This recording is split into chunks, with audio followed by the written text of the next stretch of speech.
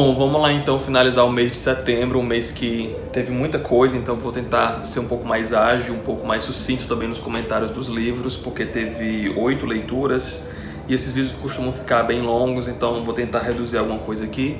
Se você ouvir de fundo alguma propaganda política, ignore, porque amanhã é eleição, então a avenida tá logo aqui atrás, tem muita coisa acontecendo, então possivelmente saia de fundo alguma coisa. E não é apologia a ninguém, nem a nada, então ignorem apenas. O primeiro livro foi um que eu... Olá. Passou. Voltando. O primeiro livro, então, foi um que eu tive uma situação curiosa com ele lá na Bienal. Acho que muita gente deve lembrar. Aquela situação em que eu quase derrubei o túnel da Intrínseca por esse livro. Mas eu não me arrependo, assim, não gostei do livro, mas foi uma história curiosa para contar aí para posteridade. Que é a verdade sobre o caso Harry Quebert, do Joel Dicker, que é um autor suíço. Esse aqui é um livro policial e ele é muito ruim. Ele é tão ruim que ele fica bom. Sabe quando você encontra uma coisa tão exagerada, tão forçada, que acaba virando, sei lá, cômico ou engraçado? É o caso desse livro aqui. Os diálogos são estranhos, são totalmente sem fundamento. Os personagens são extremamente caricatos, são extremamente exagerados, são assim os rótulos, né, assim, em potência exponencial. E é o que acontece exatamente aqui. As soluções são mirabolantes demais, tem plot twist em cima de plot twist, você de repente dá de cara com um resultado, com uma constatação que o detetive aqui encontrou, né, que o jornalista no caso e o policial encontraram, e depois não é mais aquilo, é outra coisa, e vai ficando cada vez mais mirabolante aquela situação. Enfim, é muito, muito, muito exagerado. E eu consegui rir muito com esse livro.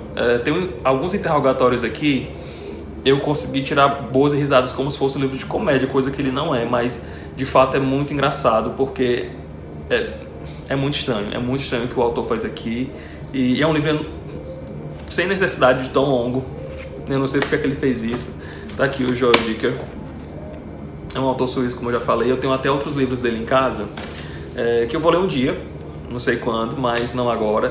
Mas tá lá, não vou desistir do autor por enquanto, mas esse daqui é muito ruim mesmo. Eu não cheguei a fazer vídeo sobre ele, porque eu não queria me dar o trabalho de falar um vídeo inteiro apenas sobre ele, mas o que vai ter aqui é uma história de um caso de uma menina que foi dada como desaparecida há muito tempo atrás e de repente encontra um corpo dela no quintal de um cara que é o Harry Quebert da história, e supostamente ela tá com um objeto que incrimina esse cara. Além dela estar enterrada no quintal dele, ela tá com um objeto que deixa a entender que foi ele quem matou.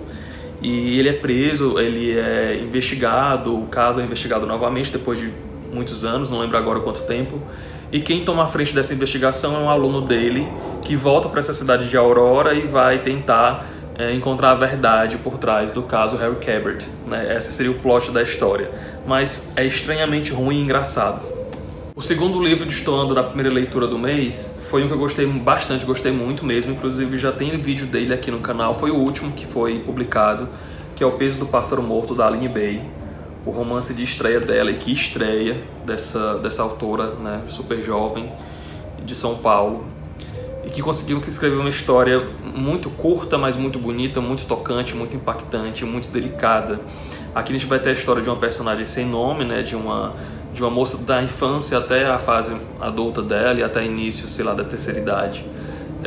Então a gente vai ter a vida dela relatada de maneira muito bem encaixada com o período em que vai passando a história, né? Na infância, que é logo no início do livro, a gente tem um texto muito cru, né? Muito ingênuo também, muito puro, muito incoerente, né? Bem típico da infância mesmo, né? Imagina uma criança relatando uma história, ela vai esquecer coisas, ela vai inventar outras coisas, ela vai fazer comparações bem diferentes do que a gente está acostumado. E é isso que a gente encontra aqui. E à medida que essa menina vai crescendo, a história vai ganhando um teor mais forte, mais pesado, coisas mais graves vão acontecer com ela também, e esse peso vai ficar mais visível pra gente, tanto no que a Aline vai trazer, né, na narrativa, como na maneira como ela escreve o livro. Ele vai ficando mais elaborado, mais sofisticado e mais complexo à medida que a história vai avançando e essa personagem vai crescendo. É muito, muito bom. Vejam o vídeo lá, quem tiver mais interesse, vou deixar o card lá em cima para quem tiver curiosidade de olhar.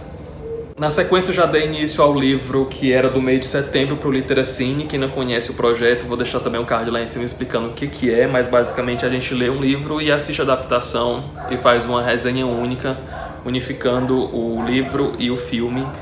E o mês de setembro foi iniciado com O Homem Duplicado do Saramago. Também já tem vídeo aqui, vou tentar deixar o link lá em cima ou lá embaixo no box, se não couber. Livro muito bom mesmo. Mais um Saramago que eu leio e eu adoro. O Saramago, além de ser meu autor favorito, acontece uma coisa muito estranha comigo, que é o seguinte: eu consigo passar muito tempo sem ler um livro dele, passo meses e meses, mas quando eu leio, eu me pergunto por que eu demorei tanto a ler qualquer outra coisa dele. Porque eu fico extremamente apaixonado e encantado com a escrita e me dá vontade de logo ler outra coisa dele de imediato, mas aí eu acabo colocando outras coisas no meio e acabo deixando para depois. Aqui a história é de um personagem, um professor de história, que acaba acidentalmente encontrando um sósia, né, um duplicado, um duplo dele. Num filme que ele assiste em casa, é um personagem secundário, quase um figurante do filme, mas aquilo intriga tanto ele que ele vai investigar cada vez mais o passado desse ator e ele encontra esse cara, ele de fato descobre que eles são pessoas literalmente iguais. E o livro ele começa com um teor mais existencial, mais filosófico, mas depois ele toma uma roupagem de thriller psicológico e é isso que é mais instigante na leitura, tanto pelo teor e as reflexões que o Saramago vai trazer aqui, como pela curiosidade que a gente tem para saber exatamente o que é que está acontecendo, o que é que está se passando ali por trás. Tem muita tensão envolvida, tem muita especulação também, então é um livro maravilhoso, é muito bom, recomendo muitíssimo. Saramago, O Homem Duplicado. Ainda continuando nessa vibe aí de livros assim, pancada mesmo, eu peguei o Laços, do Domenico Starnone. Esse daqui eu li em parceria com a Bárbara, do B de Barbari, e o Matheus, do Literato Brasileiro, que tem um perfil lá no Instagram que fala sobre livros também. E que livrinho bom, é muito fino, é muito pequeno, mas eu até fiz um comentário lá no site da Amazon sobre ele, e quando eu gosto muito de um livro eu não me controlo e eu saio fazendo propaganda gratuita dele em qualquer lugar que eu encontre. Até deixei um comentário lá. Esse livro é quase perfeito, eu acho que falta, tipo, não sei, quase nada para poder considerar ele como um livro perfeito. Eu lembro do comentário do Borges, no prefácio do A Invenção de Morel, em que ele classifica o livro do Adolfo Bioy Casares como um livro perfeito. Eu colocaria esse daqui quase como um livro perfeito, porque ele é muito pequeno e aqui dentro do Domenico ele consegue fazer, não só porque ele é pequeno, isso não tem nada a ver com a qualidade do livro, mas como ele consegue colocar em poucas palavras, em poucas páginas, uma história tão completa, uma história que abrange uma família inteira, que está envolta ali por conta de um fato bem delicado, que é o abandono de uma família por um pai, por conta de uma moça mais jovem, de uma paixão, e as consequências que aquilo tem naquela rotina familiar, né, naquelas pessoas que estão envolvidas. E aqui ele consegue dar voz a todas elas, né? A gente inicia com a esposa que foi abandonada, depois na sequência a gente tem a visão desse pai, né, que abandonou o lar, desse pai, desse marido. Não é importante a gente não esquecer, ele não é só pai, ele também é marido e outras coisas, né, que formam, né, esse personagem. E por último a gente tem a visão dos filhos. Então assim, é bem completo, é tudo muito bem amarrado. As reflexões que ele provoca aqui, as discussões são muito boas. A gente fez um grupo no WhatsApp para poder discutir essa leitura, eu, Bárbara e o Matheus, e sempre no final do dia a gente se reunia para conversar um pouco sobre ele, e isso deixou o livro muito mais rico. Eu acho que por isso eu talvez tenha classificado ele como um livro quase perfeito, porque a minha experiência ela foi tão envolvente, praticamente ela me tomava boa parte do meu dia dedicado à leitura, e eu acho que por isso também tenha contribuído por eu ter gostado tanto assim desse livro. Ele é tido como um romance, sei lá, em resposta ou equiparado ao Dias de Abandono da Helena Ferrante, que é um livro que eu gostei muito também, mas lá a gente só tem a visão da esposa, né, da mulher que é abandonada.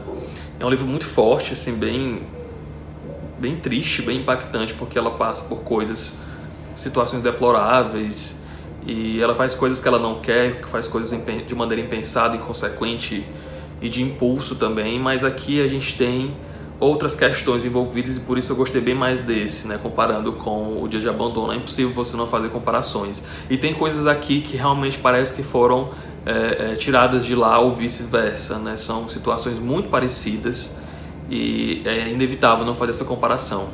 Então, Dia de Abandono, aliás, Laços, uma leitura muito, muito boa, talvez um dos melhores desse ano, talvez não, um dos melhores desse ano, e brevemente vou fazer um vídeo sobre ele, né? Mais pra frente vai ter um exclusivo só para Laços, do Domenico. Logo depois eu peguei um brasileiro, né, de um autor gaúcho, um livro que tem uma temática LGBT, foi indicação também de um amigo a respeito desse gênero, né, literário. Eu estava interessado em outras coisas, foi logo depois que eu li o Me Chame Pelo Seu Nome, então ele me indicou isso daqui como se fosse um texto mais maduro, que de fato é realmente mais maduro, que é o Acenos e Afagos, do João Gilberto Noll. Mas infelizmente eu não gostei tanto assim dele, né? Aqui a gente vai ter um relato de um senhor de meia idade, que ele é casado, tem um filho adolescente, mas ele tem uma vida sexual muito atribulada, muito complexa. Em que sentido? Ele tem uma relação firme com essa esposa, ele sente desejo pela esposa, mas também ele sente desejo por outros homens, e em específico pelo um amigo dele que é chamado de engenheiro o tempo todo dentro do livro. E junto desse amigo, desse engenheiro que ele reencontra logo depois que ele já está assim mais velho, porque eles têm um lapso, um tempo que eles passam afastados, e bem grande inclusive. Mas quando eles se reencontram, essa aventura dele sexual, acho que eu posso dizer assim, ela vai ganhar outros rumos, outros caminhos. E essa trajetória é bem ampla mesmo, ele vai adentrar algumas searas estranhas, e o texto é hipersexualizado, tem muita cena envolvendo algumas descobertas sexuais desse protagonista, mas o que me incomodou nele foi justamente esse foco excessivo nesse aparato sexual. Eu queria ter acesso a outras questões, talvez mais brandas ou mais calmas. Tem também uma situação envolvendo uma mudança de gênero, né? Aqui, esse cara ele acaba virando uma mulher, virando não, como é que eu posso dizer?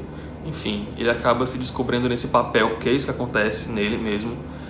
Exatamente isso, ele vai aos poucos tomando essa função dessa esposa, desse engenheiro, e isso é uma mudança que parte de fora, né, para dentro.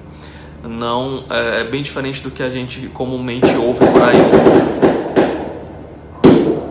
Ok. Bem diferente do que a gente costuma escutar por aí, dos relatos de homens trans ou mulheres trans, que é uma coisa que vem de dentro, né, que vai modificando, alterando a concepção deles de vida, de gênero, de vontades, enfim.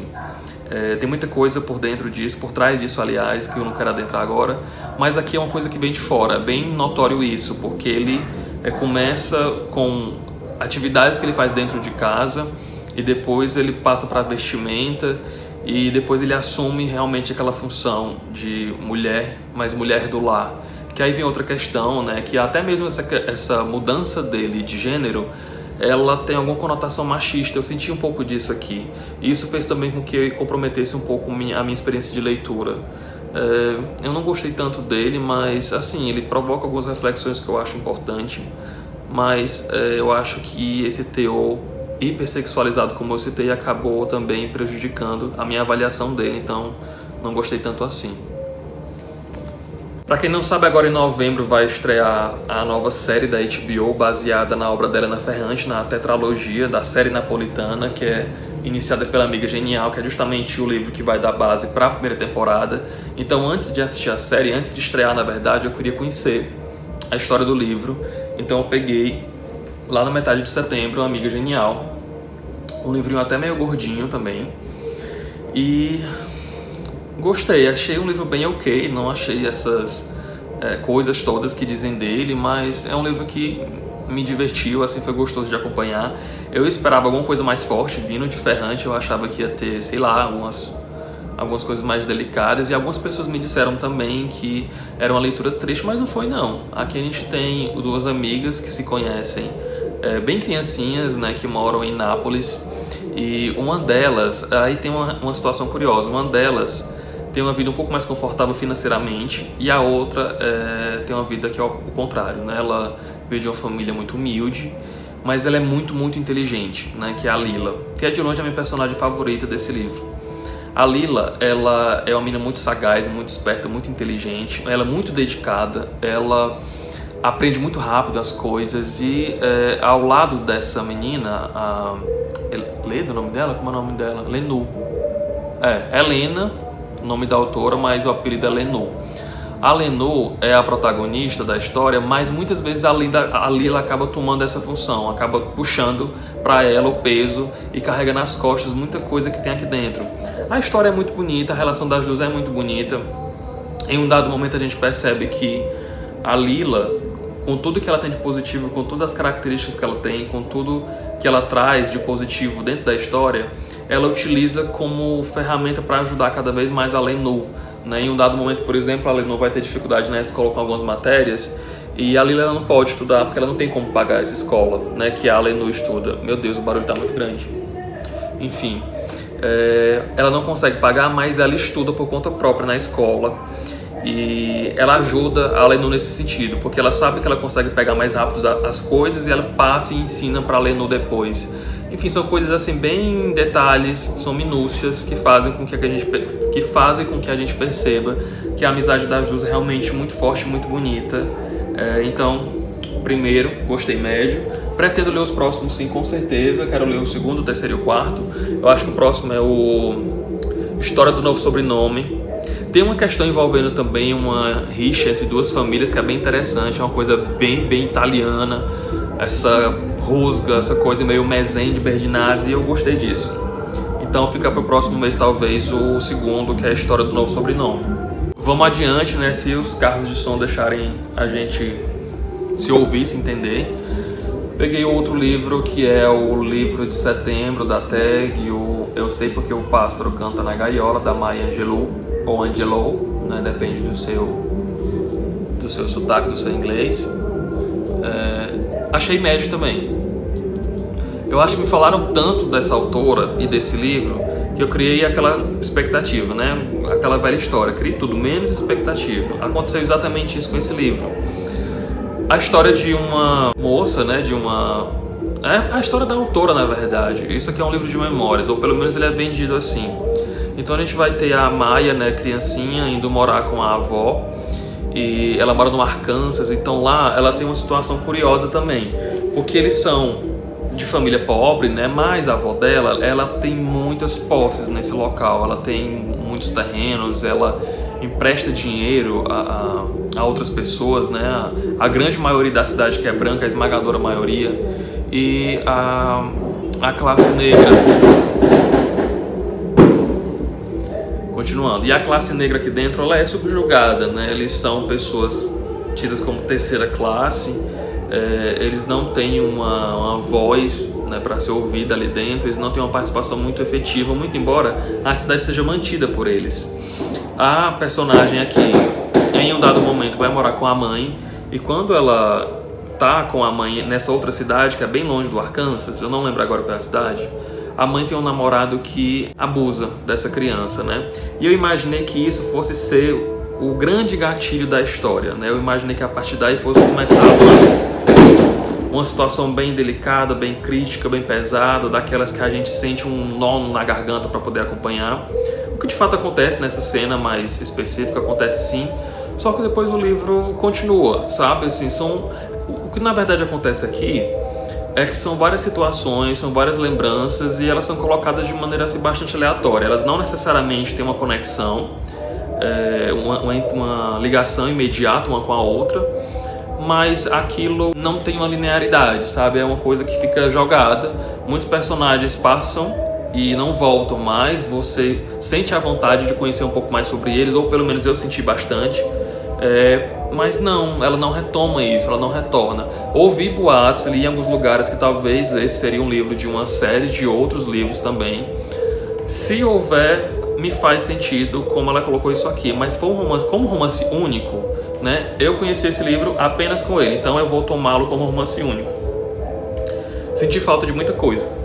Senti falta de conhecer mais de personagens secundários que eu acho que era importante para a trama. Senti falta de ter mais dados e informações até da protagonista, porque algumas situações realmente, não sei, parecia mais do mesmo e eu considerei ele bem mediano, não vi nada demais, nada de extraordinário. Eu acho, por exemplo, que tem outros livros que trabalham as temáticas aqui de maneira muito mais elaborada e mais provocativa, né? Enfim, não gostei tanto dele, mas vai ser lançado daqui a pouco, vai sair pela Editora Astral, o livro dele comercial, né? Que não esse da Tag. Então fica aí a dica para quem quiser acompanhar depois. Por último, para fechar o mês de setembro, eu peguei um que eu já estava querendo há bastante tempo. Eu não conhecia nada desse autor, um autor americano, que é muito bem falado, que é muito renomado e tal. E eu tô falando do Cormac McCarthy, Com a Estrada. E não gostei também. Gente, os últimos livros desse mês eu tava assim definhando, foi uma queda brusca. Tirando, acho que O Peso do Pássaro Morto, Laços e o Saramago, todos os outros 5 foram bem medianos ou ruim mesmo. Esse daqui tá mais tendendo pro ruim mesmo, esse daqui. A Estrada é a história de um senhor, de um homem, um pai e um filho caminhando numa estrada, como o título já sugere aqui. Mas eles estão num país, né, que é os Estados Unidos, num período pós-apocalíptico. A cidade, o país inteiro, na verdade, foi dizimado por um incêndio. Não se sabe por que esse incêndio começou, quem causou esse incêndio, mas as pessoas que sobreviveram, as únicas que estão vivas por ali, elas ficam sobrevivendo nesse cenário. Eles são praticamente assim indigentes, eles vivem em condições péssimas, né? Não é nem precárias, são péssimas mesmo. Não tem mais comida, eles ficam vagando como zumbis, como, sei lá, Walking Dead no meio da estrada, do deserto. E eles estão rumando para o mar, né? Em direção ao litoral, que é onde esse pai acredita que vai conseguir uma chance de sair daquele lugar e ir para algum outro que ofereça mais condições para eles dois viverem.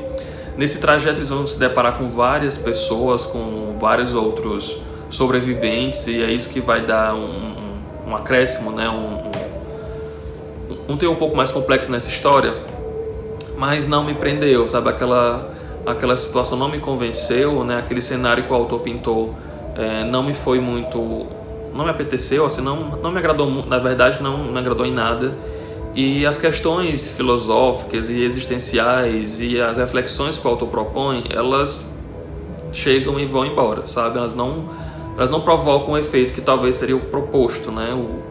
Ou o que se espera de um livro como esse. Mas achei bem qualquer coisa.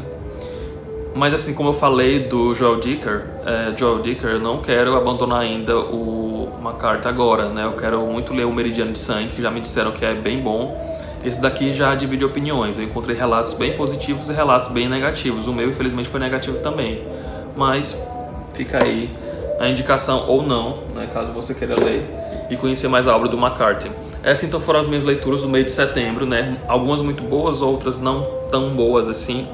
Me diz aí embaixo se você já leu algum deles, o que é que você achou, se você concorda ou não. Me diz também o que é que você leu durante o mês de setembro, se foi um mês proveitoso ou não para você, se foi como o meu, cheio de altos e baixos. Faz um outro comentário caso você queira, me segue nas redes sociais que estão lá embaixo no box da descrição. Avalie o vídeo, obrigado por ter assistido e até mais.